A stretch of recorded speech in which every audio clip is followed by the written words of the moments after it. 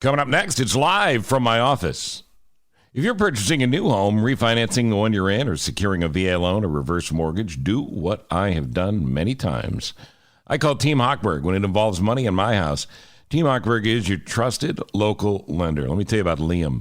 Liam is a trucker. He called for a free consultation because he was getting charged high closing costs by those rocket-loving lenders.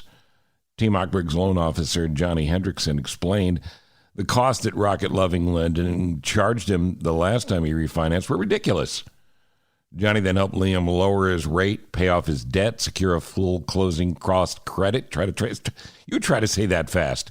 And that lowered his payment almost $300 a month. So let's review. Rocket-loving lending took Liam for a rocket ride, and not a good one, by charging him ridiculously high closing costs. Meanwhile, Team Hochberg, who doesn't own a rocket, helped secure Liam a lower rate, a full closing cost credit, saved him over $3,500 a year. Well, that's good money. Listen, you live from my office listeners, Team Hochberg can help you avoid getting violated by lenders charging ridiculously high closing costs, but they can't do it if you don't call 855-56-DAVID or go to 56david.com, 855-563-2843 or 56david.com. And in these crazy interest rate times, it's more important than ever to call an expert, the only one I trust, David Hochberg and Team Hochberg at lower.com, an equal housing lender, NMLS number 1124061.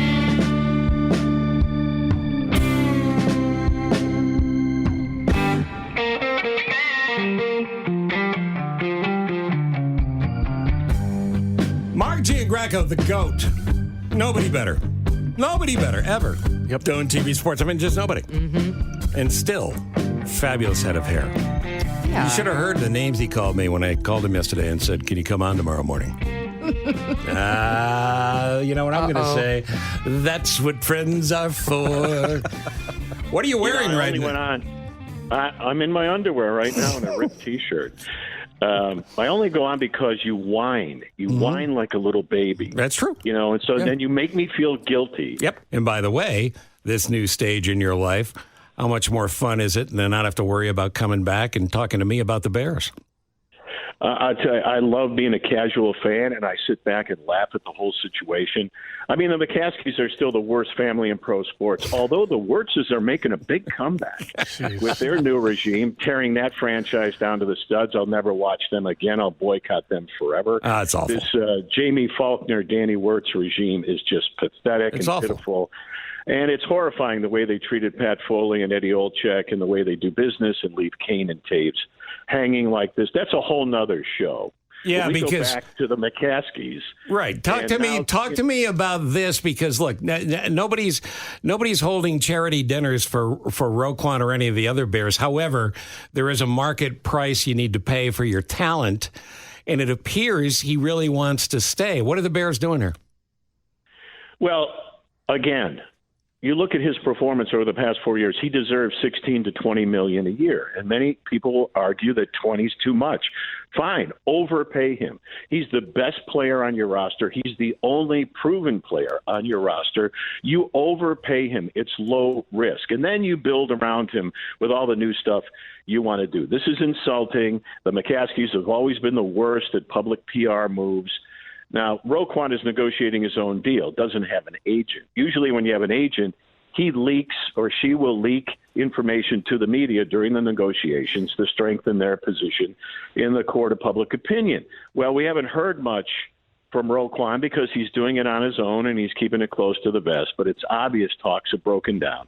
But look at Deebo Samuel. This is just the same old routine. This is the tactic. You say, I want to be traded, and then you cut a deal. So I firmly believe after all is said and done, Roquan will eventually re-sign and they'll move on. But it's just insulting. And watching Ryan Pohl's news conference yesterday, he was so condescending and patronizing, saying, oh, I love this kid. I love everything about him. He's a very good player. Very good? Yeah, come on. He's your absolute best player. And it's not close. And that's insulting. That's insulting. Yeah, no, it's not even close. It's not close at all.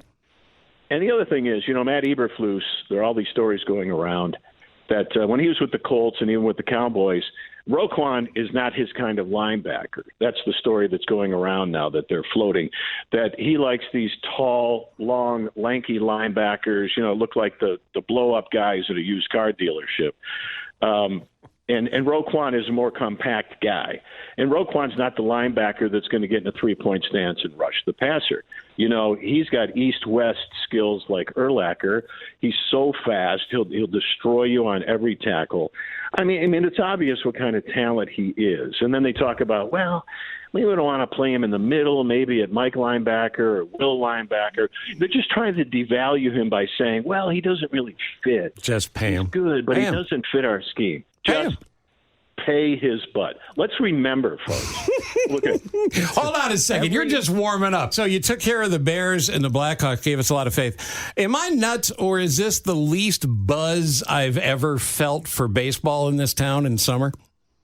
What is this baseball you speak of? It's just nobody's talking about it. Nobody's feeling Nobody it. cares.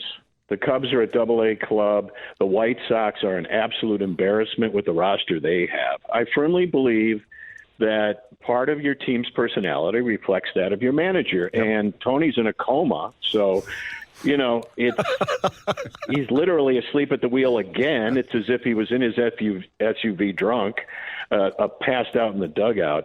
These guys really don't care. There's no good vibe on the South Side, and the Cubs, they just plead, hey, we're poor, we're broke. We've got to rebuild and blah, blah, blah. And, the disaster with the Contreras Hap thing where they don't wind up getting traded. They're so arrogant and overvalue and ask for too much.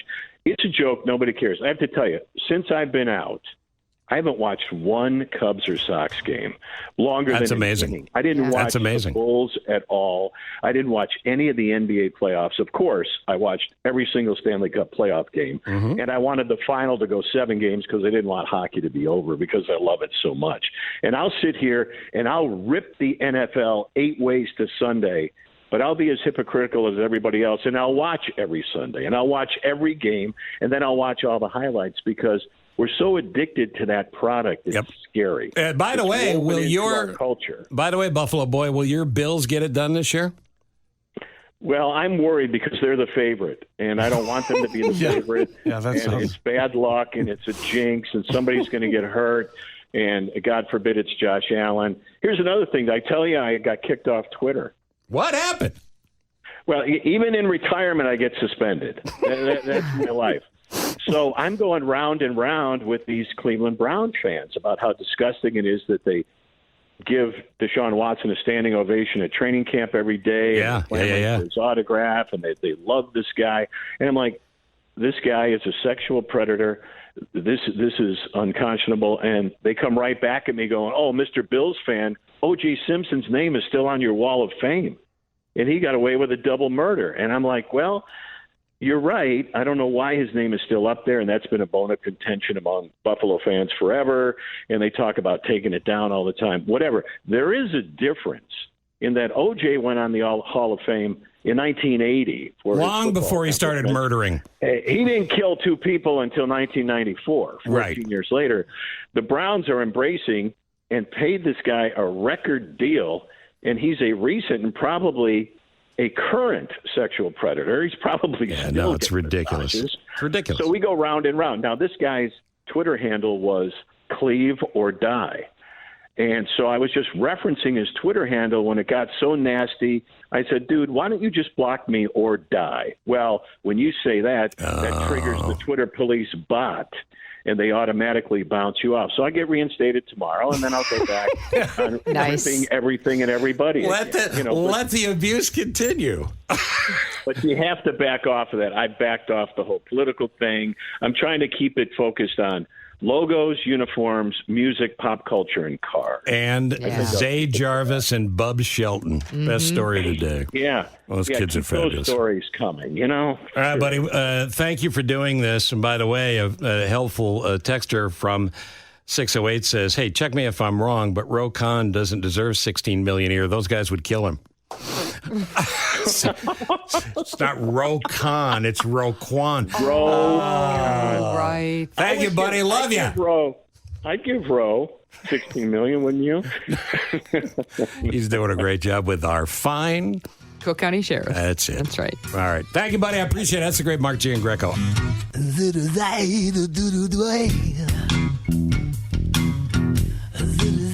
It's amazing how fast the golf season is flying by. Have you played Cantini Golf? Do you play it regularly? Oh, wait, I've got something for you. It's the Frequent Fairways program. There's great Kemper Sports golf courses all over the country, and this is a new loyalty program from Kemper Sports, the folks that manage Cantini Golf. And you can golf your way across Chicagoland at 9 great public courses, including Cantini, my personal fave, and in all likelihood yours too. Every round you play is going to get you a new reward in the app. You can get Titleist Pro V1 golf balls, Pro Shop discounts, golf cart rewards, even a new Titleist TSI Series driver. All you have to do to join the program is download the Frequent Fairways app today. If you go to cantinigolf.com, there's plenty of information there for Frequent Fairways. And man, make it tee time. When you're on that site, make a tee time at cantinigolf.com or pick up the phone and call them at 630-260-8197. Cantini Golf, never been better, and killing it for the good people at Kemper Sports. Again, cantinigolf.com or 630-260-8197. Sign up, get the app, be a member of Frequent Fairways today.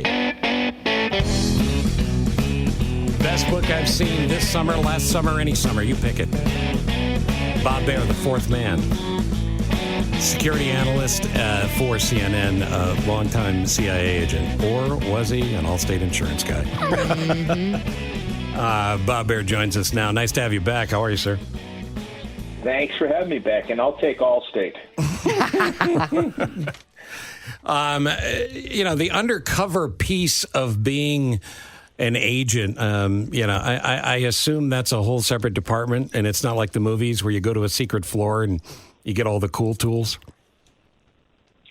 No, oh my God, it's a headache. I came in the agency in an alias, and I was like 21 years old, and they give me this Pentagon ID stuff and credit cards in a different name, and I don't know, 21, I couldn't even remember what my name was, Sometimes I'd say my real name inside the CIA. I mean, it's really weird to come into the CIA in an alias. I just thought it was all sort of crazy. But I got to the point where, 20 years later, I had like 20 aliases and 20 passports and just sort of pull them out and, get on airplanes and make up stories. I always like to say I worked on cancer actuarial tables. That ended the conversation on an airplane.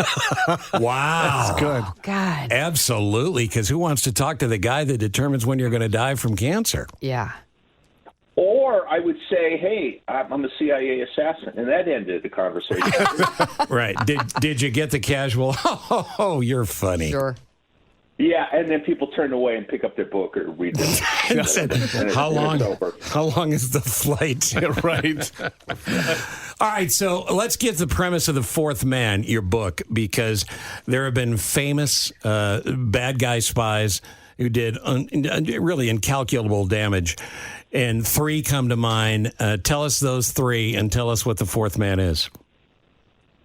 There was the first guy is Ed Lee Howard, who defected to Moscow, gave up everything he knew. There was Rick Ames, arrested in 1994, who gave up everything he knew. And there was Robert Hansen, an FBI agent, who was arrested in 2001, had been spying for the Russians. So the Russians really had the U.S. government through the 80s and into the 90s very well penetrated. I mean, they were sort of everything. But in 1994, the head of CIA operations sat this very small team down and said, go take a look and let's make sure we don't have another Russian mole in the CIA. And they went through all the evidence and they said, no, this wasn't given up by an FBI agent. No, it wasn't given up by Howard. No, it wasn't given up by Ames. And there was a bunch of stuff, secrets, ending up in Moscow. And they said, oh, my God, there's a fourth man. They hadn't really been looking for him. They just wanted to look for unexplained compromises. And what was worse is it was the head of counterintelligence. They came to that belief. Now, in this book, I walk the reader through that story. and what happened to them. And it's simply it's a thriller, the book, but I'm a stenographer in this. I don't have an opinion. I haven't seen all the evidence. I take this very seriously, the investigation. And remember, this starts in 94, when last year 2 FBI agents came to my house in Colorado, and I live in the back of beyond. I mean, there's no cheap GPS up here. It was almost impossible for them, and they sat me down. They couldn't have been politer. They just simply wanted to know what I knew, to see if I knew anything. But the point is, this is the longest-running counterintelligence investigation in American history, and that's the story. And the other story is how little the FBI trusts the CIA. I want to get into the FBI because that's a fascinating part of your book, too. But in regards to this story in particular, you might be saying, well, how can the best investigative agency in the world not know who the bad guy is after all this time? Maybe they do, maybe they don't. But a lot of this has to be competing agendas in politics and power, in-house and outside, right? Well, the CIA people, by the way, this book has not made me popular at the CIA. That's a shocker. I mean, if there's a drone attack in Colorado, like the one that got Zawahiri with the spinning blades, you know where it came from. Yeah. I'll say nice things. You'll put up a martyr's monument for me? I'll come by. I'll say nice things. Okay, thank you. So the FBI does know who the spy is. I truly believe that because they're still asking questions as a month ago about the same guy. I have no opinion about it. I know the guy that they think is the fourth man. Intuitively, I don't think he is. I mean, I just know the guy. It makes no sense to me. But I know what the FBI has. But what the FBI did tell me is the fourth man, and they never used his name, was brilliant. He was playing a game of chess. He never passed documents. He never met in Washington where he could be photographed. And he didn't take money. So they do not have the predicates of espionage to get an indictment. Or number two is the Russians framed this guy from the very beginning. And I asked him that. He says, I don't know. Maybe they did. So what you're left with in this book is, like I said, I'm leaving that to the reader to decide. I'm not saying that the fourth man is, but I give all the evidence, right up until basically 4 weeks ago, and this is what you get. So if you're somebody who likes a puzzle, you'll like this book. Well, this is true stuff, and it reads like a movie. Is this going to be a movie? It's been picked up by anonymous content who did True Detective, but I don't know that they're developing it. It is, and there's only one place in the world that's more mysterious than espionage, and that's Hollywood. Yeah, amen to that. Yeah, and more meetings in Hollywood that go nowhere. I wouldn't want to be in a meeting with Bob Baer where you go, we're going to need more time. So here's the thing, Bob, that strikes me about the setup of all of this when it comes to the fourth man. If the fourth man truly isn't in it for money, what's the thrill? Why the risk? Well, Hansen, the FBI agent, it was, all right, he felt dismissed by the system, underappreciated. And he wakes up one day, and you have to be pathological, whoever the fourth man is, and say, all right, I can beat this system. Mm-hmm. I know how to do it. I've been in the game. I can do it. I don't really care about these Russians that are dying in horrible ways thanks to me. I can do this. I can beat them. And what the FBI told me is not only could he beat them, but his betrayals were hidden in the wake of Ames and Howard and Hansen. So when the FBI has the evidence, they don't know whether it's the fourth man or Hansen or Ames. And so he played it beautifully. This is Tinker, Tailor, Soldier, Spy, except George Smiley is the fourth man, which I think, with Le Carré were around, this would make just a great, adaptation of, fictionalized. But there's nothing in this book that's that's made up or fictionalized. Yeah, and it's also highly frightening. You need to get it. You need to read it. Bob Baer's book's The Fourth Man. You know, by the way, FX owes Bob Baer a big check.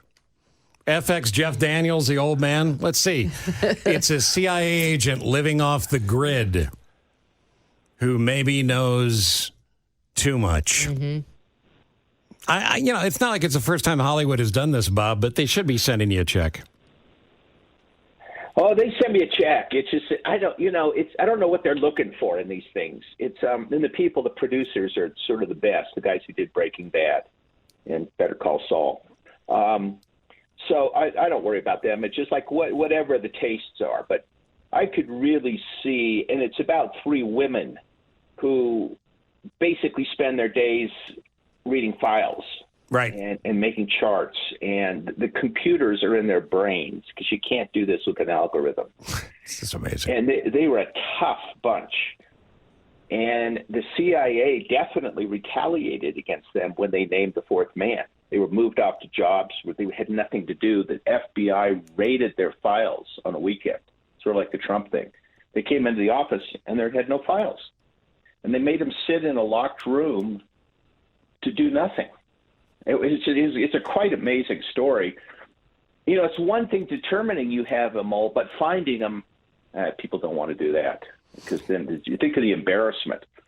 Well, that's what I mean by agendas and power and control. So when we talk about the FBI, which, of course, big news this week, you do have to go to a judge. You have to present that there's likely a crime. The judge has to agree there's a crime to give a search warrant, and then the FBI goes in. There's a lot of skepticism, a lot of a lack of trust of institutions that maybe didn't start with Trump, but he certainly made it worse. FBI not getting along with the CIA, I get that, and that's a huge problem. It's been a problem since prior to 9/11. But what is the level of trust people should have in the FBI now in general? Well, listen, the CIA things, I happen to like the FBI, and I dealt with agents. They have no, let me put it away, they don't entertain conspiracy theories. You really do have to bring them evidence. They misinterpret the evidence, but their problem with the CIA and the fourth man is I've never written this down because I've just heard the rumors from FBI agents on the case. There was a Cambridge 5 at the CIA where these people had been compromised in this one division sexually while they were in Moscow. What does a Cambridge 5 mean? These were these 5 spies in Britain that all had personal relationships. Yeah, I know the like story. Philby and the rest of them. Yeah. So it's a bigger problem than just the fourth man. And I talked to a chief of station in Moscow, and he went up to St. Petersburg and met this tourist guide, very beautiful woman, and simply went to dinner with him. And then what the KGB did was said, hey, your CIA chief of station in Moscow is dating this bad girl. She's a prostitute. So he felt the KGB set him up with their own girl and then sowed distrust between the FBI and the CIA. And he was hauled back to Washington, questioned by the FBI. The FBI finally figured out what was going on. It got to the point where the KGB was wiring from the Bahamas money into CIA officers' accounts. Oh, my God. And then tipping off the FBI, these CIA. And these people didn't know where the money was came. Like 10,000 came in their account. I don't know where it came from. Bob, has the communication improved somewhat between the two agencies? No. Okay. You know what? I had a feeling you were going to say that. But that's comforting. Wow. Well, the FBI, I said my book had been cleared by the CIA. This book has been cleared, word for word. And I told the FBI agent on the phone, I said, sometimes I don't think the CIA knows what it's doing when it comes to counterintelligence. He says, you're damn right. They have no idea what they're doing. Oh, my God. Wow. Gee. Happy Wednesday. I know. All right, so it's perfectly appropriate, even for an ex-president, to be held to the same account as the rest of us would be when it comes to the law. But should the FBI or maybe the Attorney General, pardon me, be standing up making a statement so the public understands why the raid had to take place now? Oh, absolutely. Right now, with the mood in this country, he should have taken that affidavit backing up the warrant and made it public. and it had better be so specific and the predicates of a crime right there in the affidavit to make this all go away, because people don't trust the federal government. They don't trust the FBI. They certainly don't trust the CIA. And when you do something this egregious, not even egregious is the wrong word. When you raid a president's house, you got to go public right away, and it's got to be convincing. Otherwise, this whole grievance will get, him reelected in 2024. He couldn't ask for anything better than this raid. And Yeah. if they find some top secret documents, all Trump has to do is, listen, I declassified those, which he has the authority to do. Now, Can you do that? Know about it. Can you do it retroactively, or can he just say, no, I did it before I left? Trying to prove that Right. he didn't or did. You can basically take National Security Agency documents and say, for the public good, I'm going to declassify these. And the president has that authority. It's like being a little kid going, I called shotgun, I'm sitting up front. Yeah. And plus it can be so confusing for people, the difference between top secret and secret and intercepts and the rest of it. It's all going to get lost, and this is just going to make the divide in the United States worse than it already is. Listen, go get the book. You don't have to, Bob. You wrote it. Bob Baer, The Fourth Man. Can't recommend it highly enough. I have 14 copies. I'm careless. I lose a few. Download it, buy the hard copy. And it's always fascinating talking to you. Please stay safe. And I don't know how your mailman gets you your mail where you live, but that's none of my business. And I hope I talk to you soon. And I'll watch for drones. Yeah. 30 years plus on the airwaves, you have turned your dial to me. Now you're tuned into my podcast. It's live from my office, Steve. From Ithaca, New York to Carolina South, W. Cochran, Steve. From Minneapolis and then Chicago twice, top-rated shows achieved.